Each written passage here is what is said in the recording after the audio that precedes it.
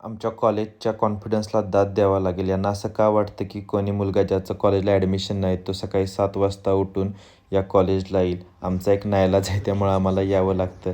आज कॉलेजचा पहिलाच दिवस होता. यांनी सकाळ सकाळी वॉचमननं आयडेंटिटी कार्डसाठी अडवून डोक्याची वायझीड केली. त्यानंतर वर्गात आलो. पाठीमाग बसलेलो. खरं मॅडमनी उठवून परत पुढं बसायला लावलं. त्यानंतरनं कॉलेज संपल्यावर सिद्ध्याचं एक ऑफिसमध्ये काम होतं. ते काम केलं. ऑप्शनल सब्जेक्ट भरला आणि सिद्ध्याला बळजबरी माझ्या नवीन यूट्यूब चॅनलला शुभेच्छा द्यायला लावल्या. Subscribe to Harshu's channel and follow त्यानंतरनं चहा घ्यायला आम्ही इराणी कॅफेला आलो. प्रत्येक सेमिस्टरप्रमाणे सिद्ध्या यावेळी मला एक्सप्लेन करून सांगत होतं की कसं तो आता या सेमिस्टरमध्ये सिरियस झालेला आहे आणि त्याने प्रत्येक सब्जेक्टला नोटबुक घातलेले आहेत वगैरे वगैरे. पण हे आता कितपत टिकतं हे आपण बघूया. त्यानंतरनं आम्ही दोघांनी मिळून चीज केक खाला आणि त्यानंतरनं त्याच्या मूड प्रिपोजिशनमधला स्कॅम मीनं पकडला. ओपन करून दाखव. ओपन करून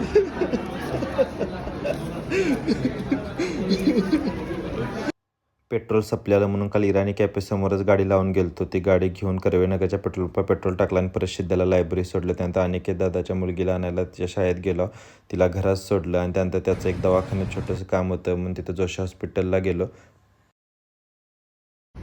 आज गुरुवार असल्यामुळे दत्तगुरूंचा आशीर्वाद घ्यायला प्रभात रोडवरच्या मंदिरात गेलो. दर गुरुवारी आम्ही या सुंदर मंदिरात जातो.